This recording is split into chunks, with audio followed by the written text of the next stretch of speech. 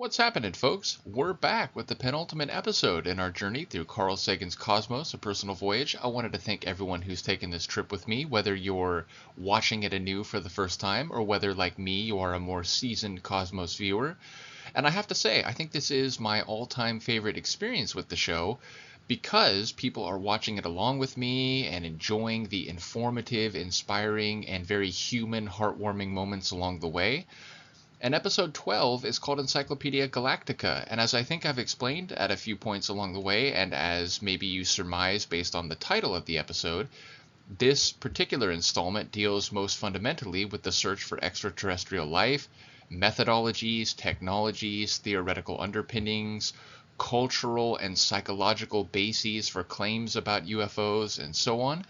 And indeed, I think it's a particularly strong episode, as the last several all are, which is no knock on the earlier episodes, but as I've mentioned many times, the show is cumulative, so as we've learned more names and reference points and theories and understandings, aspects of the later episodes become even more profound because we understand the links and the intellectual lineages that have provided the basis for our modern scientific understandings, and it is very much the case in this episode. So let's give it a watch. This is episode 12 of Carl Sagan's Cosmos, A Personal Voyage, and it's called Encyclopedia Galactica.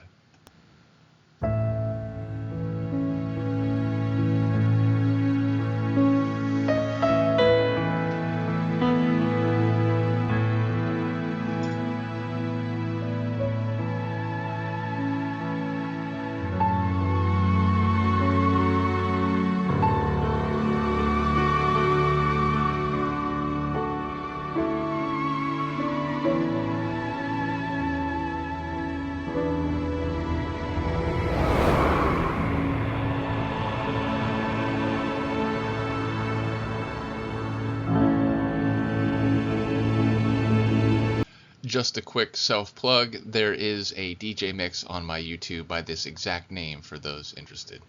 In the vastness of the cosmos, there must be other civilizations far older and more advanced than ours. So shouldn't we have been visited? Shouldn't there be every now and then alien ships in the skies of Earth? There's nothing impossible in this idea. And no one would be happier than me if we were being visited. But has it happened in fact? What counts is not what sounds plausible, not what we'd like to believe, not what one or two witnesses claim, but only what is supported by hard evidence, rigorously and skeptically examined. Extraordinary claims require extraordinary evidence. Since 1947, there have been hundreds of thousands of reports of UFOs, unidentified flying objects. This subject has more, I think, to do with religion and superstition than with science.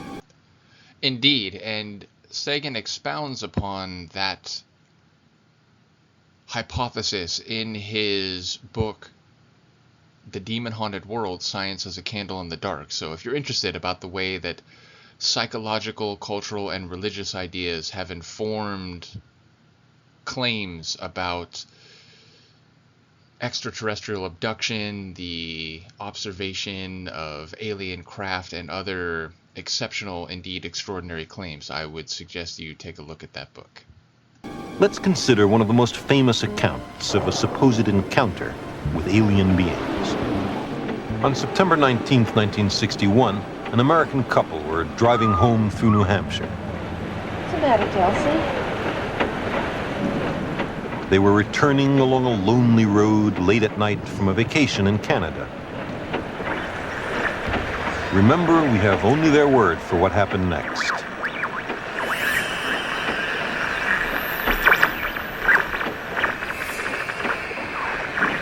I can't get anything to the stomach. You still don't believe it, do you? No, I don't. There must be a reasonable explanation. They had observed, so they said, a strange moving light in the sky. By definition, an unidentified flying object. It seemed to follow them for miles. Isn't there? Is What's the matter with that dog? What's that sound? I don't know. After a time, the lighting patterns on the UFO changed. It appeared to land. What the? It blocked the road, preventing them from driving on.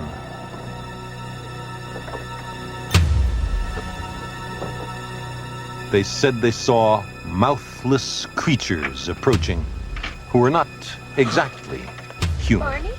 Barney? Barney, what is that? At this point, the story becomes still stranger. They lost all recollection of what happened in the next few hours. But weeks later, they said, they recalled some details and discussed the experience with others. 26 months later, under hypnosis, they reported that a UFO had landed and that the crew had emerged.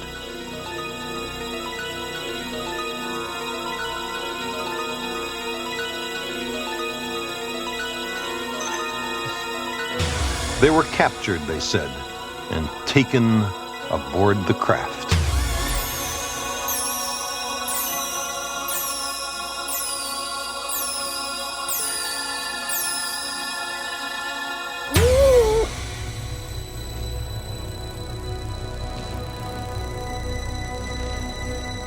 That was the story told by Betty and Barney Hill. Virtually all scientists who've studied it are skeptical. But UFO enthusiasts think the Hill case is a classic example of a close encounter of the third kind. Why? What makes it so special? While on board, Betty had noticed a book written in an unknown hieroglyphic writing. She was also shown a strange window through which she could see a glowing pattern of dots connected with lines. It was, they told her, a star map, displaying the routes of interstellar commerce. Afterwards, the Hills were released and permitted to return home, or at least this is their story. Now, believers find this account compelling, or at least plausible, chiefly because of the alleged star map. Here's what Betty Hill said it looked like. Now, why would anybody take this seriously? Because here is a real map, widely publicized by UFO enthusiasts, of 15 selected nearby stars, including the sun, as seen from one particular vantage point in space. This map includes stars that were first cataloged several years after Betty Hill recalled what she says she saw in the alien ship. Her map required, we are told, information that was not then available on the Earth.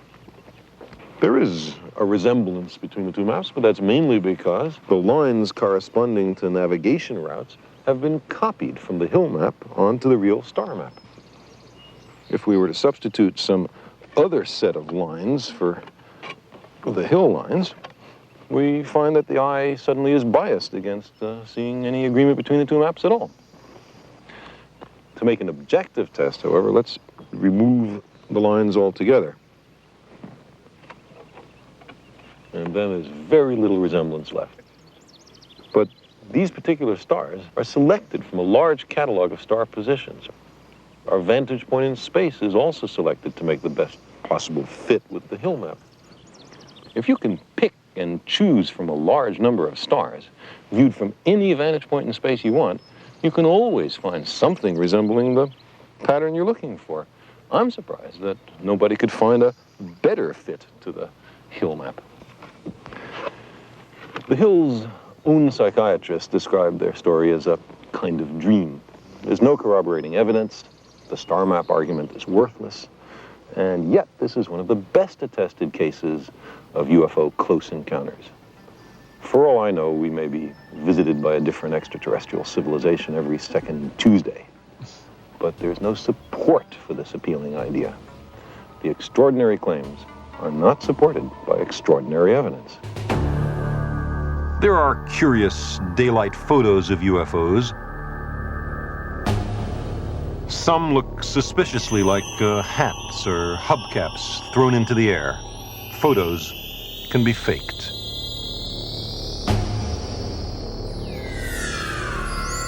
More common are unidentified lights at night. They're often aircraft. But if we can't identify a light, that doesn't make it a spaceship. I love that line. If we can't identify a light, it doesn't make it a spaceship. Indeed. And of course, it's fair to say that in the 50 plus years, or 40 plus years, sorry, since this show was recorded and broadcast, the ability of people to make hoax photographs and even videos and what are now called deep fakes has greatly enhanced. So the difficulty, at least, for people, lay people who don't have, very high level technology to determine when something has been manipulated, in determining the authenticity of a photo or a video has gotten much more difficult. And indeed, I won't spoil much, but as we go through this episode, you'll see that Sagan talks about the, let's say, baggage of UFO enthusiasts and conspiracy theories and hoaxed physical quote-unquote evidence is part of why astrobiology and the study potentially of extraterrestrial technological civilizations has been a field that many scientists are wary to get involved in, because it can be seen as, again, like a novelty or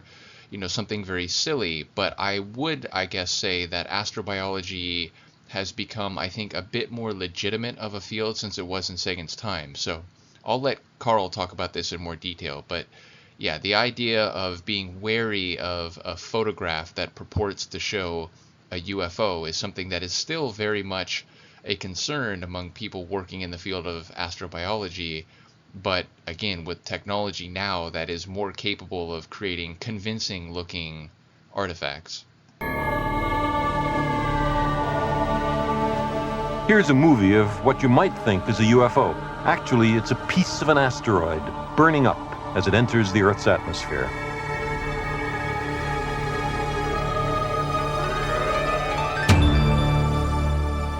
Most reports of unidentified flying objects turn out to be something else, like the refracted image of a bright planet or the re-entry of an artificial satellite.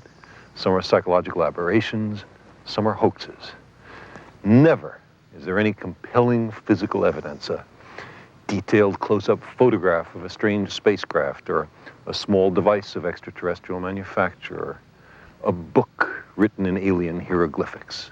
Never. There are reports of such things, but never the things themselves. The search for alien civilizations retains its importance despite the striking failure of the UFO evidence. Most astronomers, for example, consider extraterrestrial life a subject worthy of vigorous, if cautious, pursuit. For myself, I find something irresistible in the idea of discovering a token, maybe a simple inscription, which would provide the key to understanding an alien and exotic civilization. This is an appeal we humans have felt before.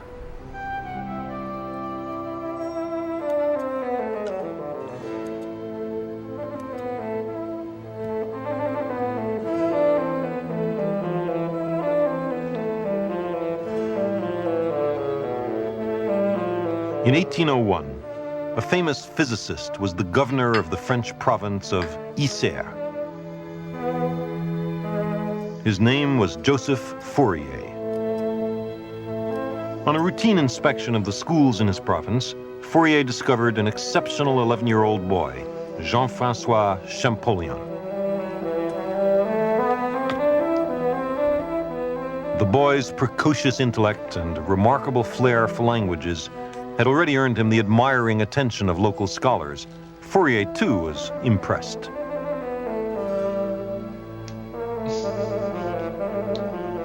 What Champollion first saw in Fourier's house determined the course of his life and unlocked the secrets of an alien civilization. Fourier had recently participated, as one of many scientists, in Napoleon's expedition to the Middle East. He had been in charge of cataloging the astronomical monuments of Egypt. The boy was entranced by Fourier's collection of ancient Egyptian artifacts, the mysterious fragments of a lost world.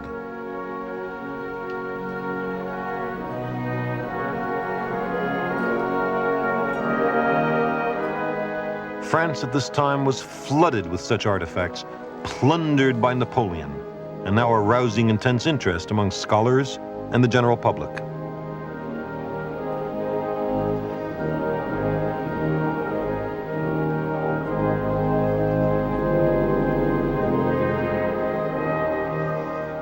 The boy's attention was caught by a specimen of Egyptian hieroglyphics.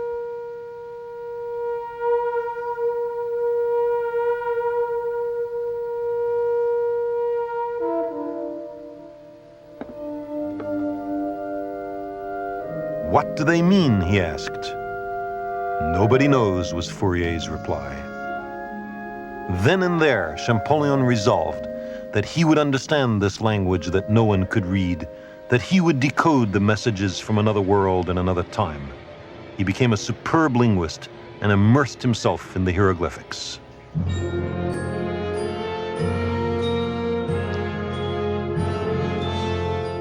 Fourier edited the illustrated description of Napoleon's expedition. The young Champollion studied it hungrily. To the people of Europe, these exotic images revealed an utterly alien civilization, a world of towering monuments and magical names: Dendera, Karnak, Luxor. Every illustration was a riddle posed by the past to the present.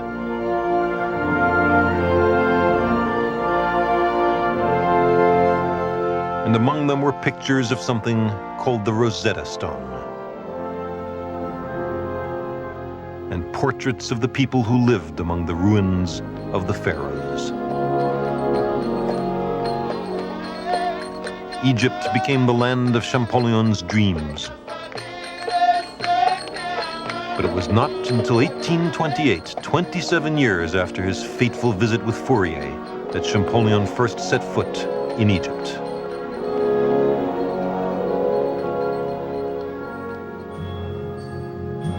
With his companions, Champollion chartered boats in Cairo and sailed slowly upstream, following the course of the Nile.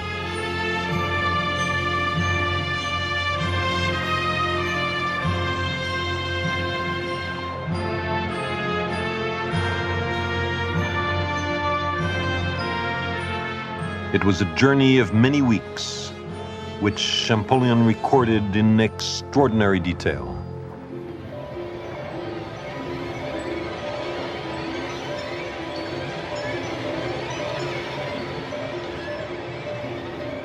This was an expedition through time, a voyage across the centuries to another world.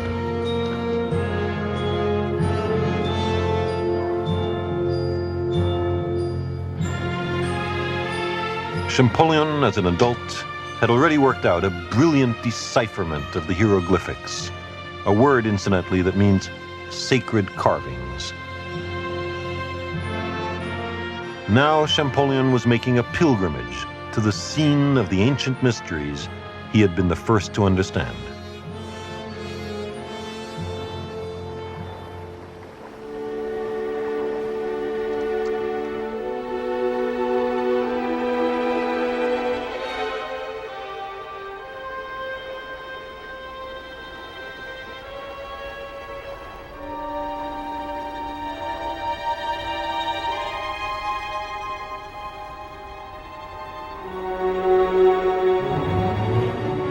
Champollion wrote, "The evening of the 16th, we finally arrived at Dendera.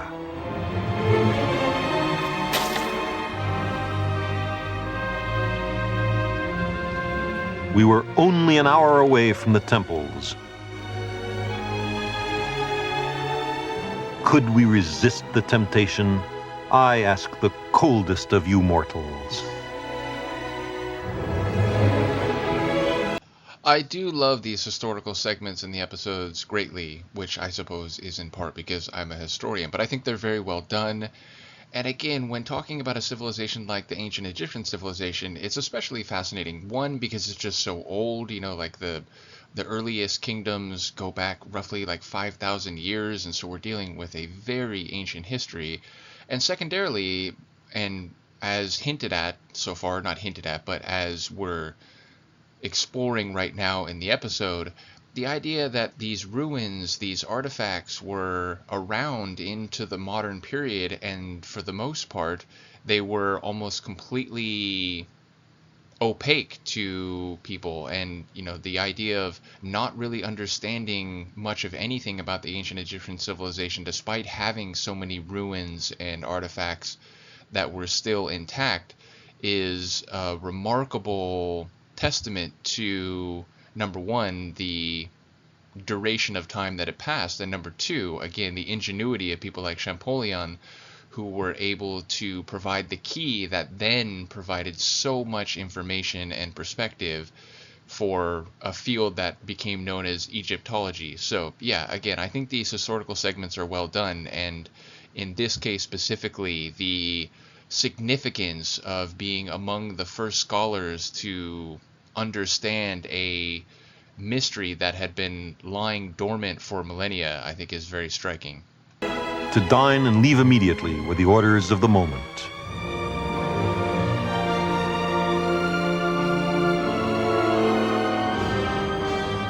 Alone and without guides, we crossed the fields.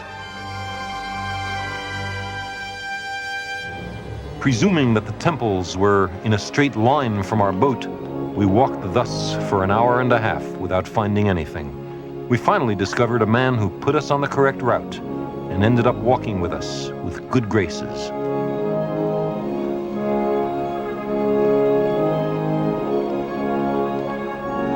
The temple appeared to us at last.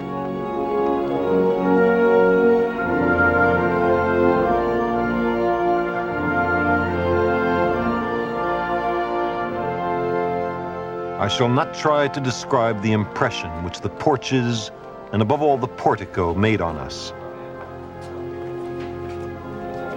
We stayed there 2 hours in ecstasy, running through the huge rooms and trying to read the exterior inscriptions in the moonlight.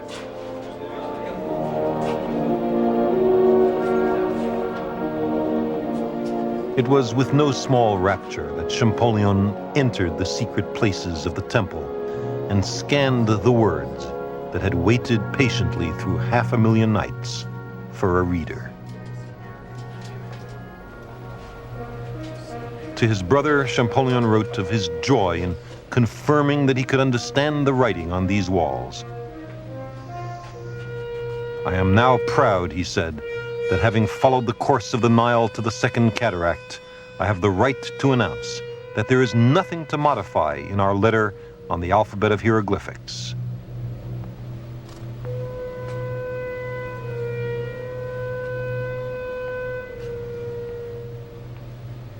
Our alphabet is good.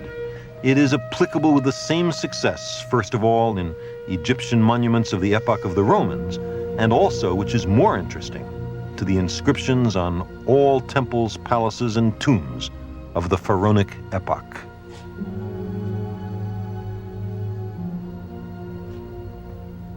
Champollion was overwhelmed by the grandeur which surrounded him.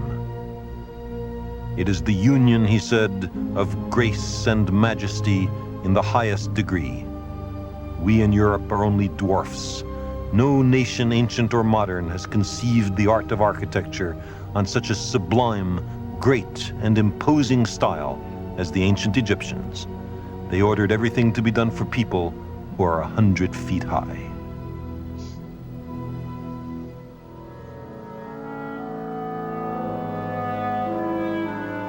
This is the great temple of Karnak in Upper Egypt, continuously constructed over a period of more than 2,000 years until the time of the Ptolemies.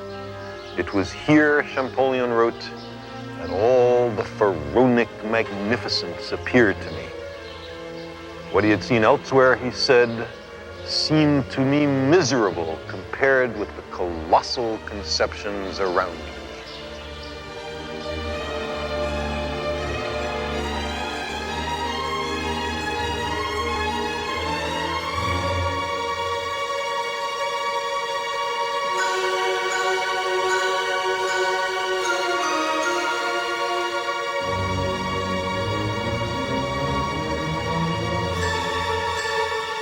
On these walls and columns at Karnak, at Dendera, and everywhere else in Egypt, Champollion found that he could read the inscriptions, that his decipherment of a few years earlier had been correct.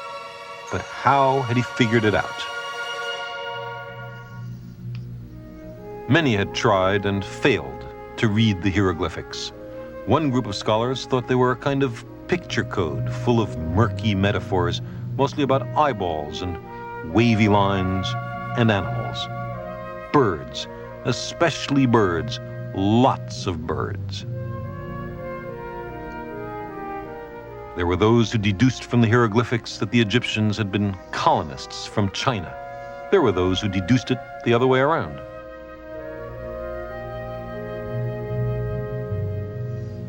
There was one character who, from a single look at the Rosetta Stone, deduced its meaning. He said that the quickness of his decipherment enabled him to avoid the systematic errors which invariably arise from prolonged reflection. You get better results, he was saying, if you don't think about it too much.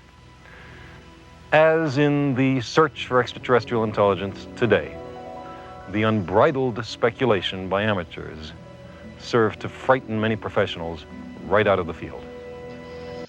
Indeed, I always remember that line, and that's what I was hinting at earlier when talking about his discussion about the field of astrobiology and how it is a serious scientific study, but because of its association with people who are quick to make grand claims without evidence, people who concoct wild conspiracies without thinking about things too much, or who outright engage in hoaxes and fraud, many scientists have been wary about getting involved in it. And so I suppose in the early 19th century, the idea of trying to be an Egyptologist may have been seen in a similar light, that like, yeah, that's just a field for, sort of crackpots and people who, want to make big claims without doing hard work. But for someone like Champollion to decipher Egyptian hieroglyphics in a way that was more correct, it allowed perhaps more professionals to take a more serious look at the field and thus to confer a legitimacy on the study in a way that was not the case before. And as I think has happened since the late 1970s, early 1980s, I think astrobiology is taken more seriously and has more credibility, even if, of course, there are still people out there who, put up grainy videos of supposed alien abductions and things that muddy or cloud the ability for lay people to determine, just how seriously to take claims in that realm.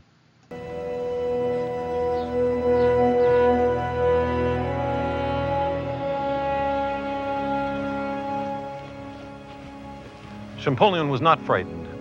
He was also not distracted by the idea of hieroglyphs as pictorial metaphors. Instead, using the insights of a brilliant English physicist named Thomas Young, he proceeded something like this. This is an exact replica of the Rosetta Stone. The original had been found in the year 1799 by a French soldier working on the fortifications of the Nile Delta town of Rashid, which the Europeans, in their persistence not to learn Arabic, called Rosetta. It had been part of an ancient temple which had been torn down. If we look at it, we see that it clearly represents the same text in 3 different languages. Up at the top, ancient Egyptian hieroglyphics. In the middle, a kind of cursive and later hieroglyphic called Demotic. And down at the bottom, the key to the enterprise, Greek. Champollion could, of course, read ancient Greek. He was a superb linguist, and discovered that this stone had been inscribed to commemorate the coronation of King Ptolemy V Epiphanes in the spring of the year 196 BC. As we would expect, the Greek text includes many references to King Ptolemy. Here, for example, you can see it. Ptolemeos. Now, in roughly the same positions, but in the hieroglyphic text, are these ovals, or cartouches, as they're called. And if this cartouche really means Ptolemy, then the individual hieroglyphs are unlikely to be pictograms or metaphors. Much more likely, they're letters, or at least syllables. In addition, Champollion had the presence of mind to count up the number of Greek words and the number of individual hieroglyphics in what are presumably equivalent texts. He found that the number of individual hieroglyphs is much larger than the number of Greek words, again implying that the hieroglyphs are mainly letters and syllables. But which hieroglyphs correspond to which letters? Fortunately, Champollion had available to him a kind of second Rosetta Stone, an obelisk which had been excavated at the Temple of Philae, and which had inscribed upon it cartouches representing the hieroglyphic equivalent of another Greek name, Cleopatra. So here we have the Cleopatra cartouche, and here the Ptolemeus cartouche. Here we've turned it around, changing left to right to left, and spread the hieroglyphs out so we can see them all. Now, immediately we notice that there are some similarities. This first hieroglyph in Ptolemy is a kind of square. The fifth hieroglyph in Cleopatra is a square, but Cleopatra, both of them seem to represent a P. So Ptolemy and Cleopatra both give us the same interpretation. A square is a P. Likewise, the fourth hieroglyph in Ptolemy is a lion. Tol, P-T-O-L. Likewise, the second hieroglyph in Cleopatra is an L. So again, it's consistent. The pattern is emerging. Likewise, this rope or hangman's noose, Ptolemy, it's an O. Cleopatra, it's an O. And in this way, Champollion was able to assign letters for each of the hieroglyphs we see here. Ptolemeus, and likewise Cleopatra. The eagle is an A. We notice there are two different symbols for T, but in English, same sort of thing, F and PH. Champollion discovered that the hieroglyphics were basically a simple substitution cipher. Now, there's other stuff in here. All the rest of this in the cartouche, what's that about? Well, he was later able to find out. This is a symbol called the Ankh, which means life. Here, there's a PT, and that's a Ch, makes Ptah, name of a god. And the whole cartouche read, Ptolemy, ever living, beloved of the god Ptah. Likewise, the end of the Cleopatra is a short form meaning daughter of Isis. So it turns out that Champollion's opponents were not wholly wrong. Some of the hieroglyphs, for example, the symbol Ankh, which means life, are ideograms or pictograms. But the key to the enterprise, Champollion's success, rested on his realization that the hieroglyphs were essentially letters and syllables. Quick side note, in my historical research and in essentially my postgraduate studies, I aided on a project for decoding hieroglyphics, essentially, in the marginalia, meaning little handwritten writings in the margins of printed books from Roger Williams' collection, because he had written many ideas in the margins of his books in these shapes and hieroglyphic type figures, and for a very long time no one really knew what they meant. And as I was going through my studies, there was a group of scholars who began to get a sense of the system that was used, And ultimately, I ended up being part of that through my mentor and the thesis advisor for my thesis project, who specialized in early American, like, colonial history. And I was able to make one or two insights in this project and was able to be part of the decoding of a lot of these marginalia. Now, as we came to discover, a lot of what he was writing related to his understandings based on then the best available knowledge, especially, oh, what's his name? One of the, like, famous Greek, like, physicists who, like, Galen.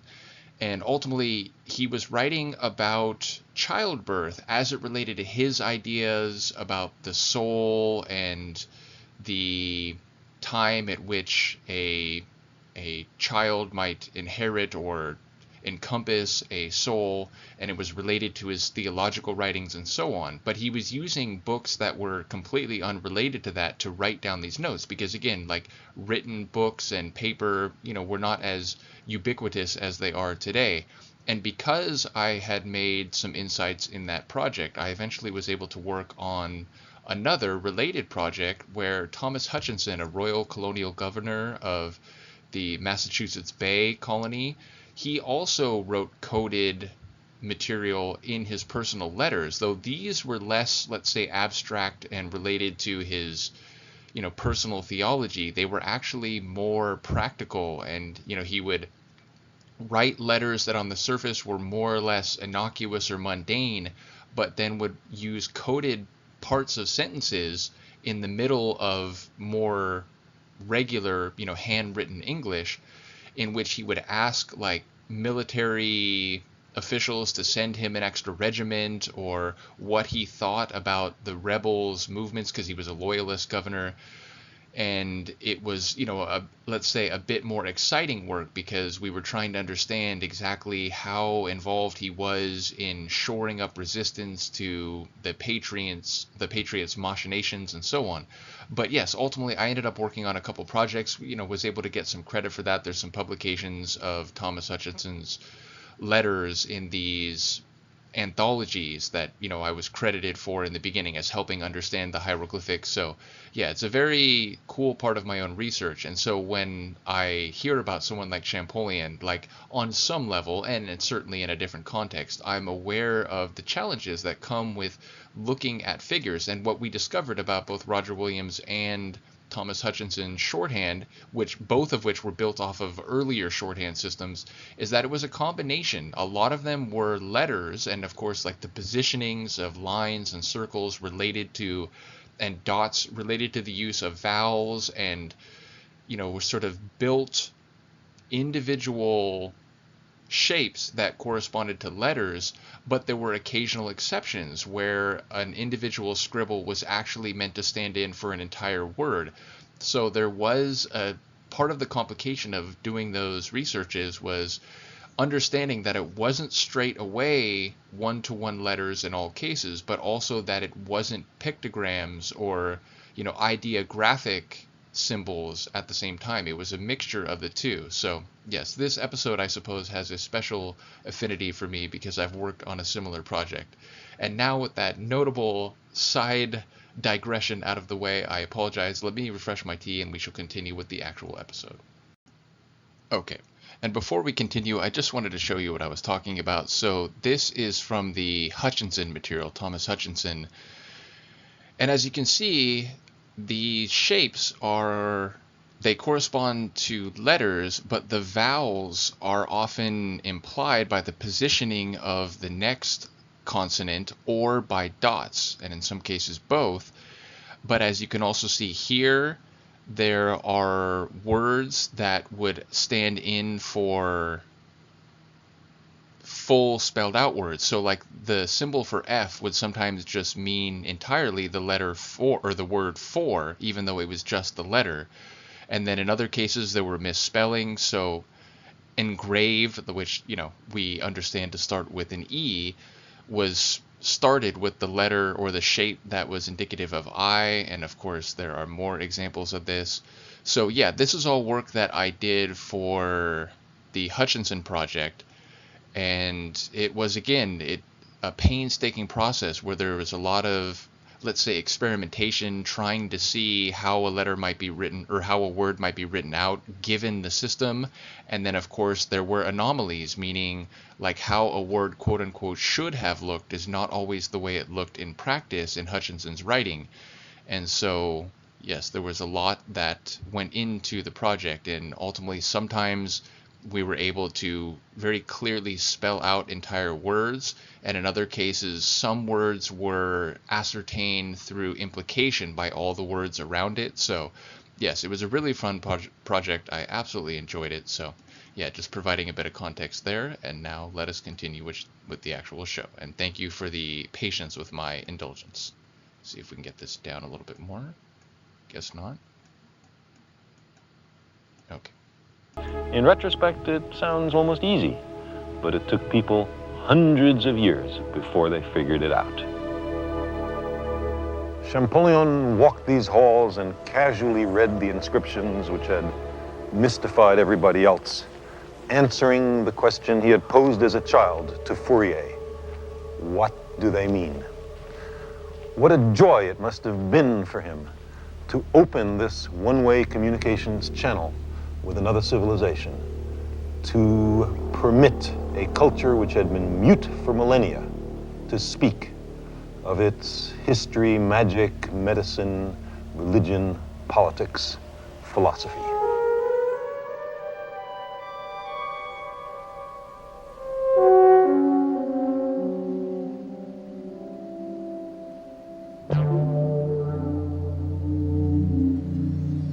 Today, we also are seeking messages from an ancient and exotic civilization.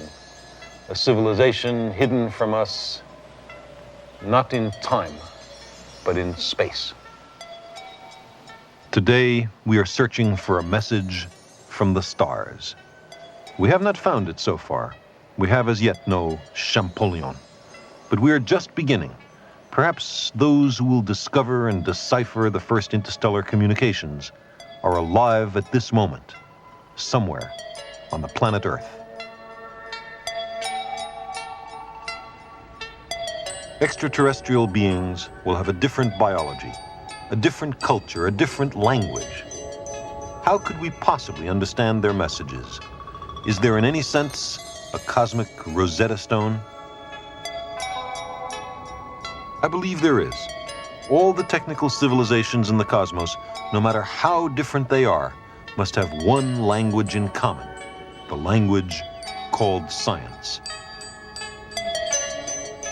The laws of nature are everywhere the same.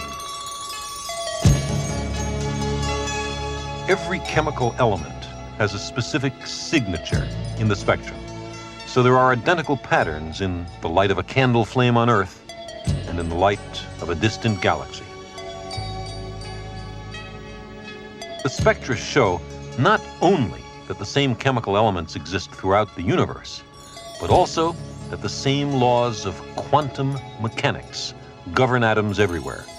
Beings growing up on any world must come to grips with the identical laws of nature.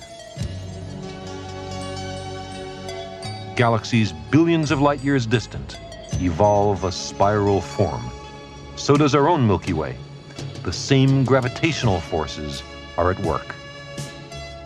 And on planets also. There are spiral storm systems on Jupiter. The same patterns are common on Earth. The intelligent beings on every world will sooner or later understand the laws of nature. Someday, perhaps soon, a message from the depths of space may arrive on our small world. If we wish to understand it, we first have to understand science.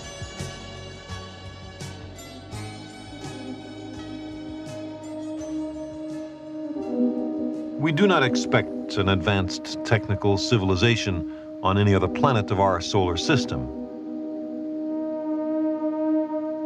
If they were only a little behind us, 10,000 years, say, they would have no advanced technology at all. And if they were only a little ahead of us, we who are already exploring the solar system, then they should be here by now. To communicate with other civilizations, our technology must reach across not merely interplanetary distances, but interstellar distances. Ideally, the method should be inexpensive, so that a huge amount of information could be sent and received at very little cost. It should be fast, so an interstellar dialogue is eventually possible. It ought to be obvious, so that any technical civilization, no matter what its evolutionary path, will discover it early. Surprisingly, there is such a method. It's called radio astronomy. This is the largest radio radar telescope on the planet Earth, the Arecibo Observatory. I do think it has since fallen into disuse. I think it's decrepit. I don't think it's, fully functional. So there have been new facilities built since then. But yes, I think this particular installation is no longer operational. It's located in a remote valley on the island of Puerto Rico. It sends and receives radio signals, but it's so large and powerful that it could communicate with an identical radio telescope 15,000 light years away, halfway to the center of the Milky Way galaxy. The Arecibo Observatory has been used, although sparingly, to search for signals from civilizations in space, and just once, to broadcast a message to a distant star cluster called M13.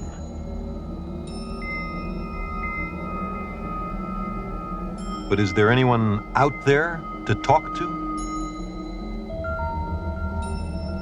With 400 billion stars in the Milky Way galaxy alone, could ours be the only one with an inhabited planet?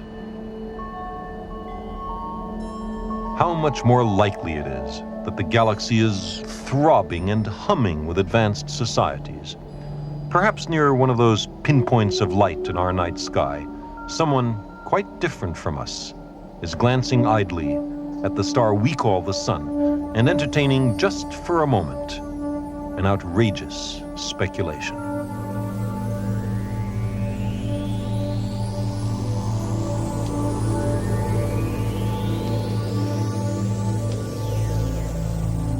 There are an enormous number of stars.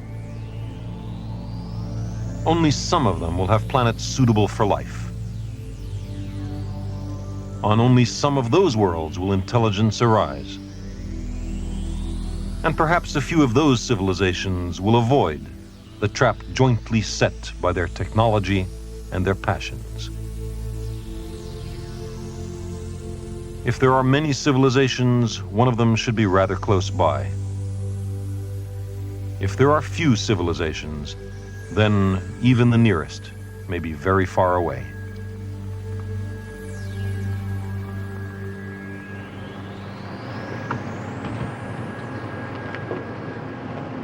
This is one of the great questions. How many advanced civilizations capable, at least of radio astronomy, are there in the Milky Way galaxy?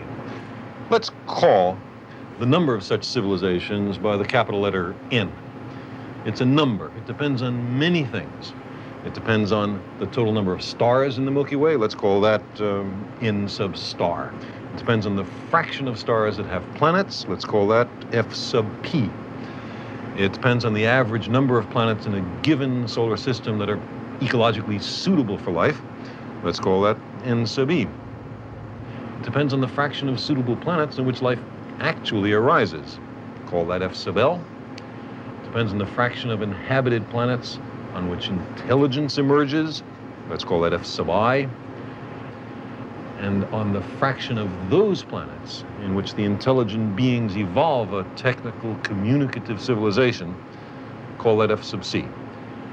Finally, it depends on the fraction of a planet's lifetime that's graced by a technical civilization, call that F sub L. If we multiply all these numbers together, we've estimated capital N, the number of civilizations. This equation, due mainly to Frank Drake of Cornell, is only a sentence. The verb is equals. So let's try to go through the program of this equation. By carefully counting the number of stars in small but representative regions of the sky, we find that the total number of stars in the Milky Way is about 400 billion. It's a lot of stars. What about planets? Well, in studies of double stars, in investigations of the motions of nearby stars, and in many theoretical studies, we get a strong hint that many, perhaps even most stars, are accompanied by planets. So let's take F sub p, the fraction of stars that have planets, as a quarter. Then the total number of planetary... And that's probably a conservative estimate, as exoplanetary investigations have revealed in recent decades. There are probably more than a quarter of the stars and star systems out there that have planets. Now, again, it's still a question as to the degree such planets are habitable, gas giants not being seen as a likely candidate for life, and many planets having too extreme temperatures or exposure to radiation and so on. Nevertheless, that is a pretty conservative estimate as we now understand it in terms of the number of star systems that may have planets. By planets. So let's take F sub p, the fraction of stars that have planets, as a quarter. Then the total number of planetary systems in the galaxy is 400 billion times a quarter, or 100 billion. We'll write down our running totals in red. Now, if each system were to have, say, 10 planets, as ours does, there would be 100 billion times 10, or 1 trillion worlds in the galaxy, a vast arena for the cosmic drama. In our own solar system, there are several bodies that might be suitable for life of some sort. There's the Earth, of course, but there are possibilities for Mars, for Titan, perhaps for Jupiter. If other systems are similar, there may be many suitable worlds per system, but to be conservative, let's choose N sub e equal 2. 2 worlds suitable for life per system. Then the number of planets in the galaxy that is suitable for life would be... A silly point here, but it's interesting. I have two different ways. Like, I write 4s with an open top so they're not ever confused with 9s, and I write 2s without the curl. I write them with the hard, flat bottom. So as I'm watching him write those numbers, my brain is like, wait, no, don't write them that way. But again, these are just things that we editors run into. 100 billion times 2, or 200 billion. Now, what about life? Under very general cosmic conditions, the molecules of life are readily made. They spontaneously self-assemble. It's conceivable that there might be some impediment, like some difficulty in the origin of the genetic code, say, although I think that's very unlikely given billions of years for evolution. On the Earth, life arose very fast after the planet was formed. So let's choose F sub L, the fraction of suitable worlds in which life does arise, as a half. In that case, the total number of planets in the Milky Way in which life has arisen once is 100 billion times 2 times a half, or again, 100 billion. 100 billion inhabited worlds. Now, the estimates get tougher. Many individually unlikely events had to occur for our species and our technology to emerge. On the other hand, there might be many different roads to high technology. Some scientists think that the path from trilobites to radio telescopes, or the equivalent, goes like a shot in all planetary systems. Other scientists disagree. Let's take some middle ground and choose F sub I as a tenth and F sub C as also a tenth, meaning that only 1%, a tenth times a tenth, of inhabited planets eventually produce a technical civilization. If we were to multiply all these factors together, we would find 100 billion times a tenth, or 1 billion planets on which civilizations have arisen at least once. Now, what percentage of the lifetime of a planet is marked by a technical civilization? The Earth has harbored a civilization capable of radio astronomy only for a few decades, the last few decades, out of a lifetime of a few billion years. It's hardly out of the question that we might destroy ourselves tomorrow. If that's a typical case, then F sub big L would be a few decades divided by a few billion years, or 100 millionth, a very small number. And then big N would be a billion times 100 millionth, or N maybe just 10 civilizations, a tiny smattering, a pitiful few technological civilizations in the galaxy. But civilizations then might take billions of years of tortuous evolution to arise and then snuff themselves out in an instant of unforgivable neglect. If this is a typical case, there may be few others, maybe nobody else at all for us to talk to.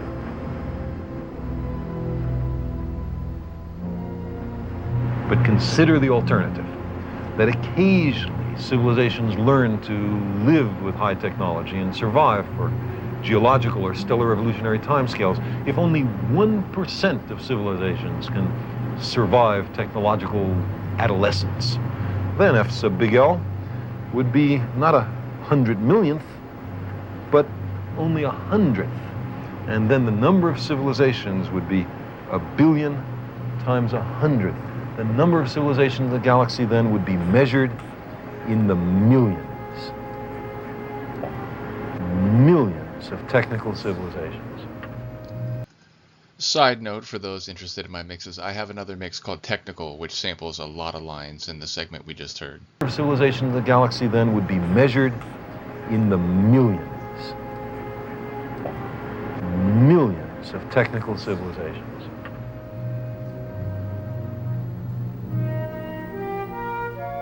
So, if civilizations do not always destroy themselves shortly after discovering radio astronomy, then the sky may be softly humming with messages from the stars, with signals from civilizations enormously older and wiser than we.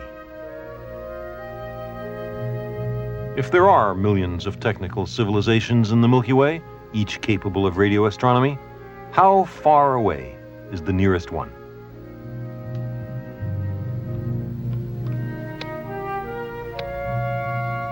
If they're distributed more or less randomly through space, then the nearest one will be some 200 light years away. But within 200 light years, there are hundreds of thousands of stars.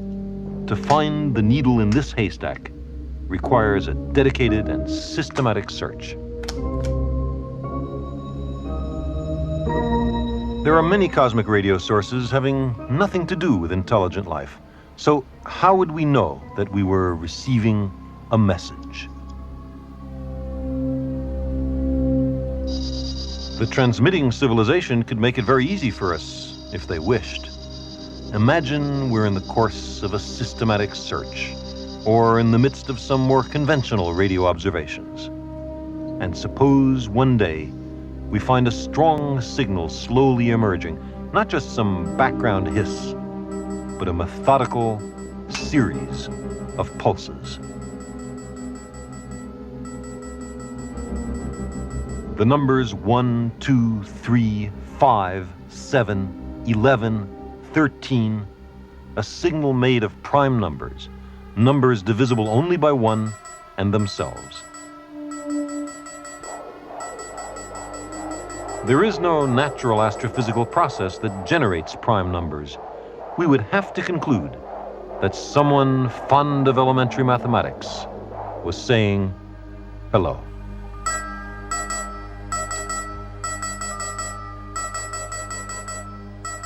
This would be no more than a beacon to attract our attention.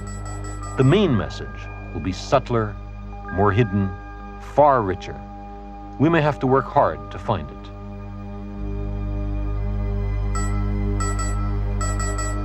but the beacon signal alone would be profoundly significant. It would mean that someone has learned to survive technological adolescence, that self-destruction is not inevitable, that we also may have a future.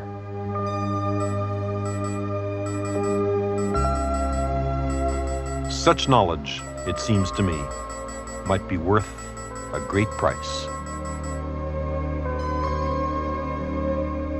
Very likely, some new Champollion would go on to decode the main message, using our interstellar Rosetta Stone, the common language of science and mathematics.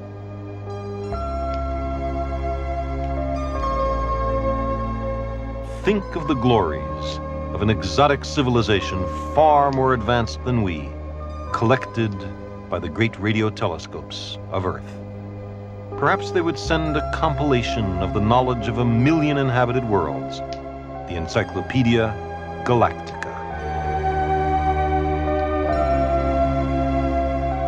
The receipt of an interstellar message would be one of the major events in human history and the beginning of the deprovincialization of our planet.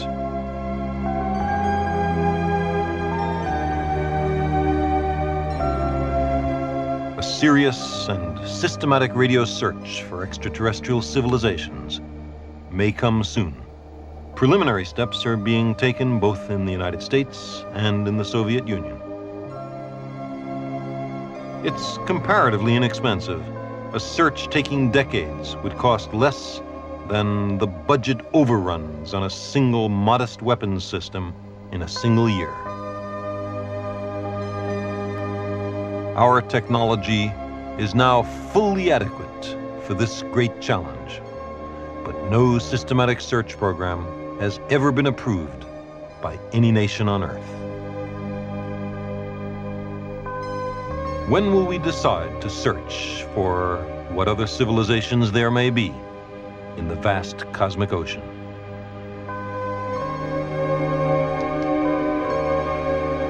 And again, these scientific disciplines have, in some limited cases, been taken more seriously by not only scientific agencies, but even national governments. And yet, there remain political, cultural, religious impediments to a more fully supported approach to the search for extraterrestrial life and technological civilizations. And again, there is a balance of needs and economic requirements for life down here on Earth. But as Sagan, I think, rightly mentions there, some of these military and, let's say, political expenses that comprise large parts of national budgets and in some cases are never used, or thankfully never used when we're talking about some of these military systems. If we're willing to spend that much money for devices which can kill large amounts of people and in some cases, again, are never even put into practice, then the idea of spending a much smaller amount of money to take a serious scientific investigation in a systematic way for a search for technological civilizations would seem to be a reasonable endeavor. But whether there are only a few advanced galactic civilizations or millions, shouldn't some of them have voyaged to Earth?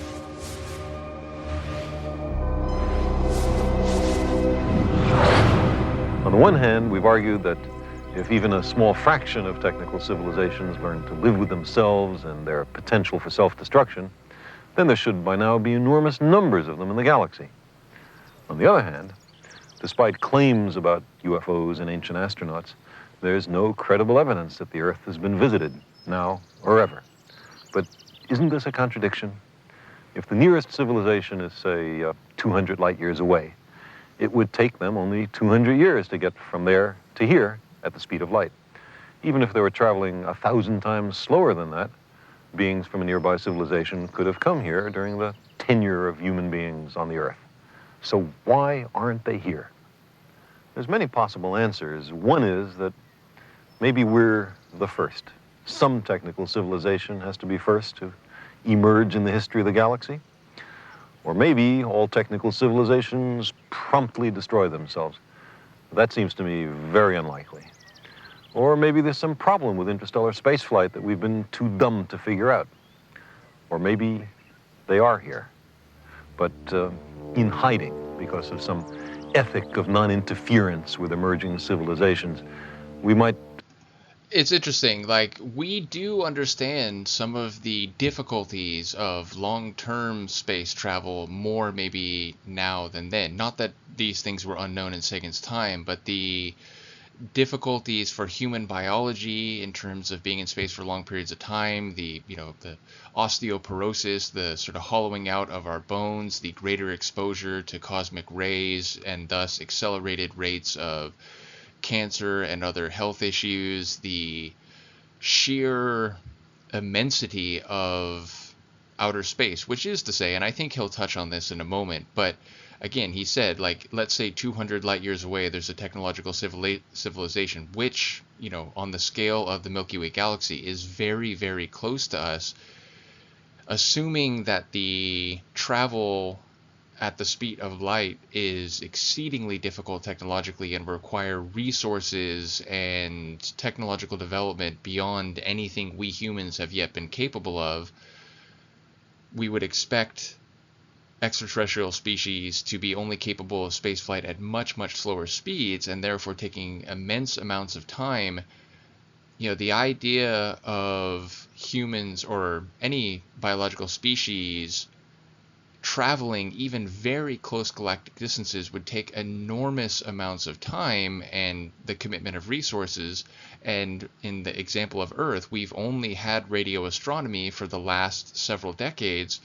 So a species that's 200 years away from us, 200 light years away from us, they actually would not have yet received any evidence that there's intelligent technological life on Earth.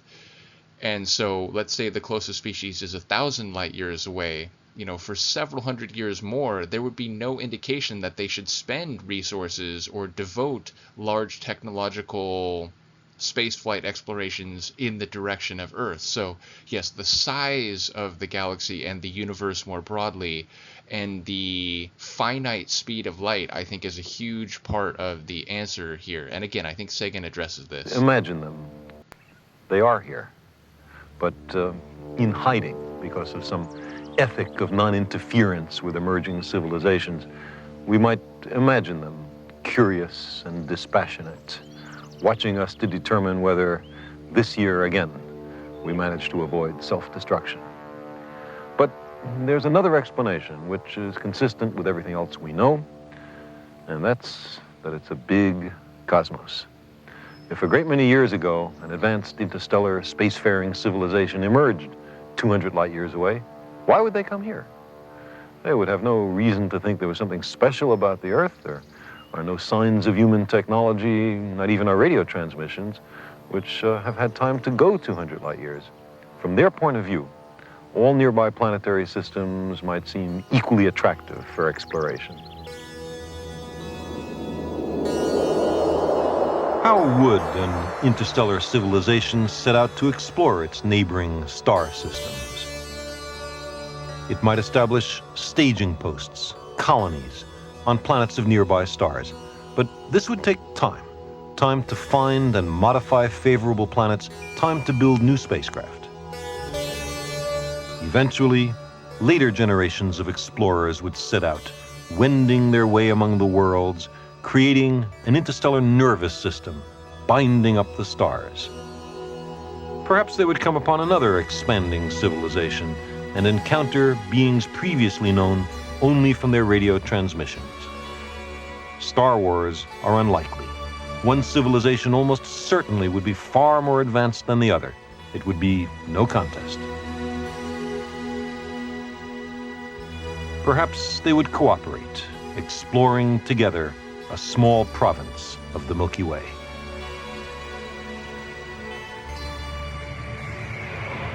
But even nearby civilizations could spend millions of years roving between the stars without ever stumbling upon our obscure solar system. In a galaxy of 400 billion suns, perhaps no one has found us just yet. I don't know if it's in the technical mix or maybe Encyclopedia Galactica, but I definitely sampled that line. I remember that very notably. But I will say, and anyone who's interested in science fiction games, of course, movies and novels predate them, but ultimately, as someone who's long been interested in the idea of extraplanetary exploration, or rather, extrasolar exploration, and games that hypothesize about what the future of human space flight might look like. I played games like Star Control 2, including a full playthrough of it here on my YouTube for anyone interested, and later games like Mass Effect. And I think part of the appeal is because there is this human desire to know what else is out there in the galaxy and maybe beyond. And I think one of the really enjoyable things about games like that is they allow us to, number one, use the best technological understanding at the time to create the narrative infrastructure of such a game, or again, movie or book. But also, of course, those types of fictional enterprises are a reflection of our own psychology, culture, society, and so on. So I think there's a very interesting intersection of the human and the extraterrestrial in such science fiction franchises. So yeah, I think that's why I've always been interested in such types of games. But advanced interstellar civilizations would know about many worlds, some inhabited, some barren. Perhaps they would share their findings, assembling some vast repository of the knowledge of countless worlds. They might compile an Encyclopedia Galactica. Suppose we could browse through that encyclopedia.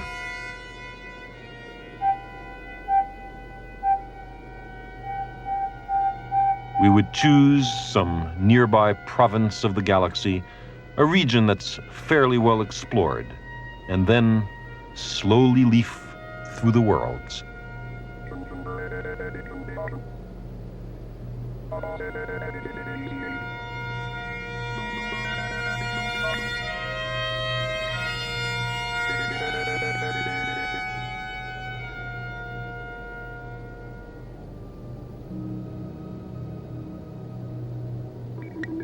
The young Champollion was inspired by reading Fourier's description of Egypt. Imagine the impact on us if we could study a rich compilation of not merely one world, but billions.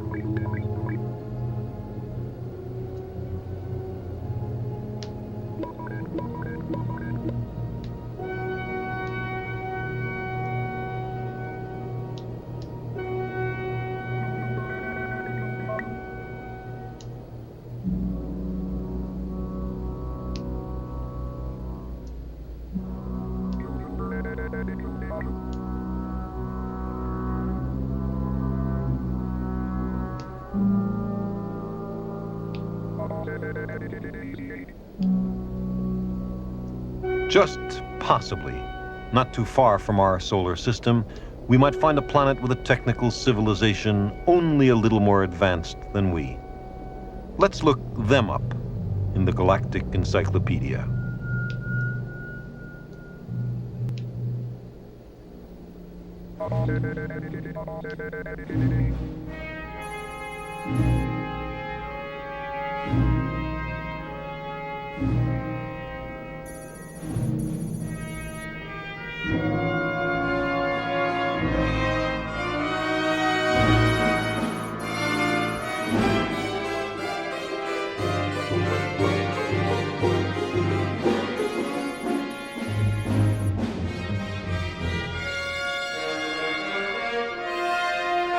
What would a civilization far more advanced than ours be up to?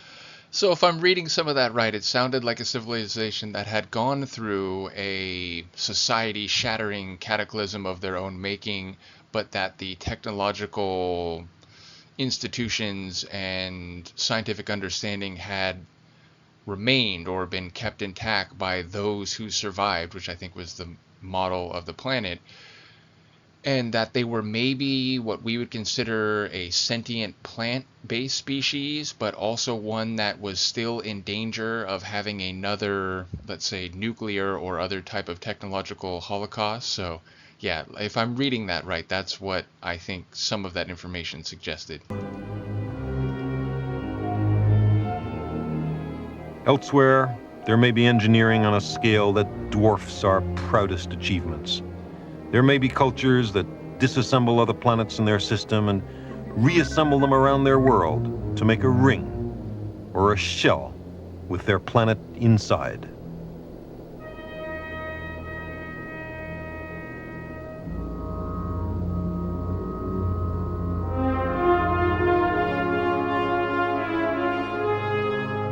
Imagine the energy crisis of a really advanced planetary civilization. They've used up all their fuels, they depend on solar power.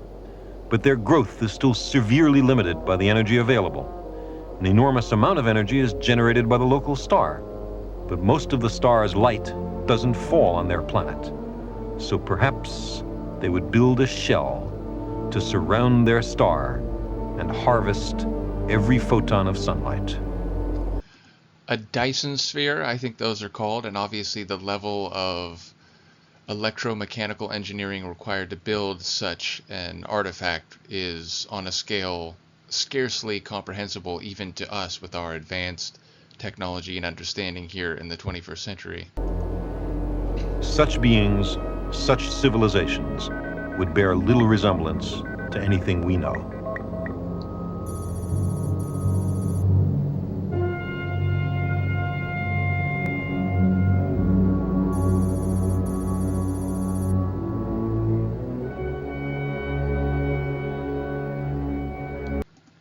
So metallic, superconducting, like electromechanical beings that have perhaps merged into some sort of unitary hive mind type of biology / civilization, and which now spans multiple star systems, utilizing stars' energy in a more comprehensive sense.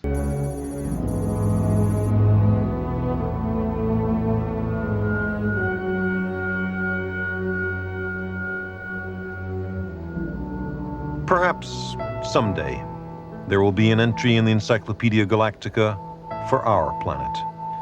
Or perhaps even now there exists somewhere a planetary dossier garnered from our television broadcasts or from some discrete survey mission.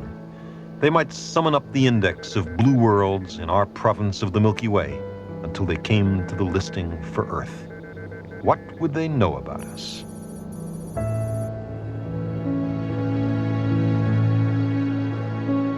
What would they think of us?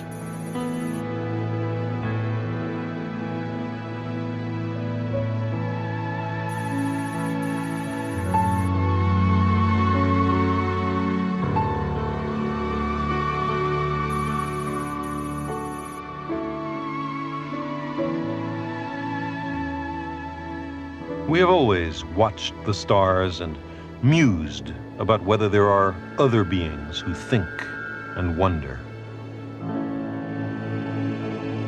In a cosmic setting vast and old beyond ordinary human understanding, we are a little lonely.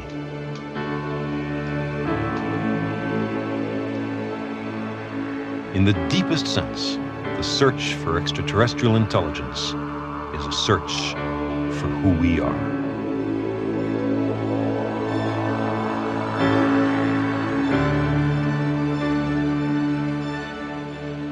Since Cosmos was first released, interest in UFOs has persisted.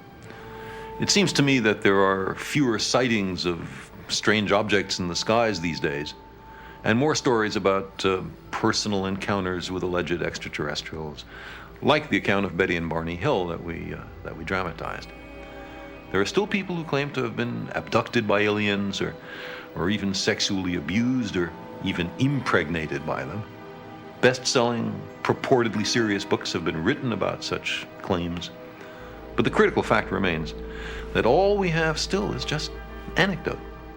There are no close-up photographs, no artifacts, nothing that would convince a skeptic. All there are is stories. And stories just aren't good enough on a matter of this importance. I'm still waiting for hard evidence.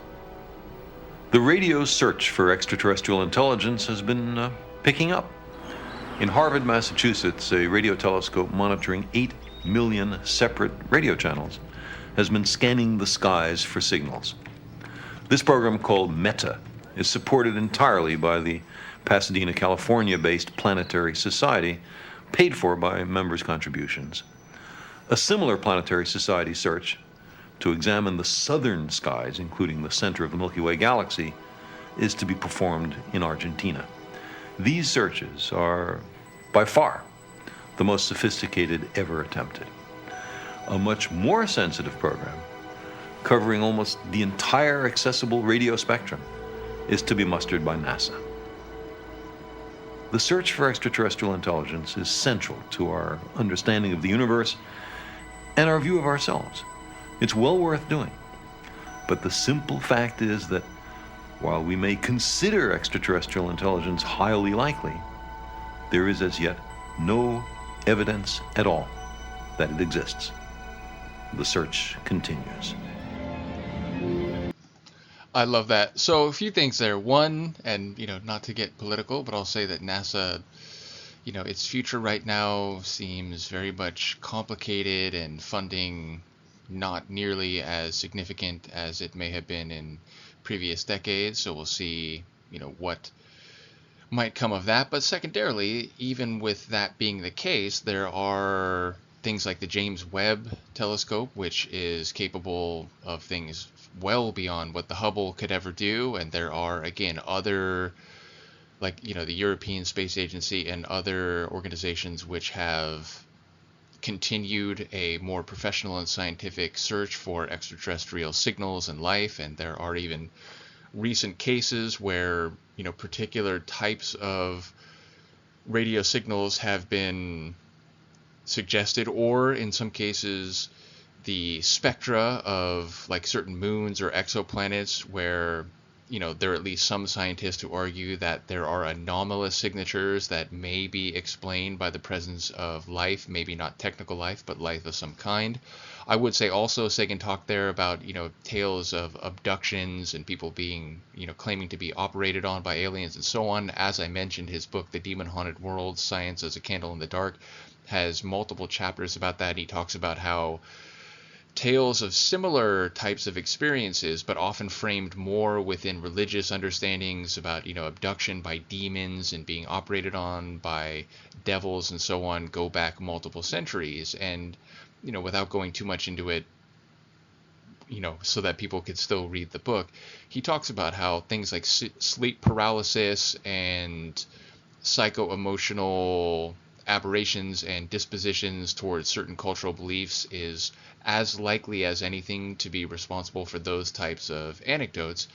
And lastly, in relation to the probability of extraterrestrial life more generally, I still think of that famous exchange. I forget exactly the context of it, but I think Sagan was being interviewed one time, and they asked him about whether he thinks extraterrestrial life exists, and he gave a very qualified scientific answer that there are many equations and theories that suggest it could very well be ubiquitous, or at the very least actual, despite impediments and, relating to that expression or that mathematical equation created largely by Drake. And the interviewer was sort of unsatisfied by this qualified non-committal answer. And he's like, okay, sure, like I get, like maybe it does, maybe it doesn't, but what's your gut feeling? Like, tell me your gut feeling on the matter. And Sagan replied quite famously, well, that's the thing. I try not to think with my gut. It's okay to wait for the evidence. And so I think that perspective comes across in this episode as a whole, and including in this, 10 years later segment.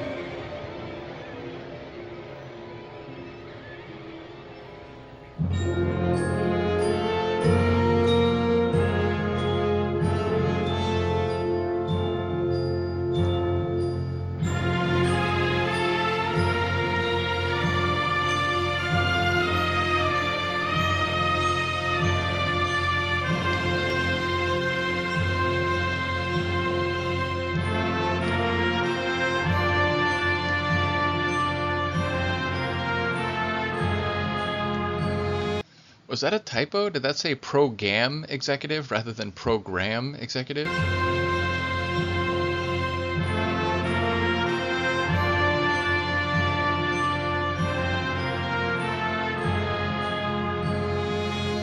Like maybe that was a company name or a production team. I'm not sure, but my brain read that as a typo.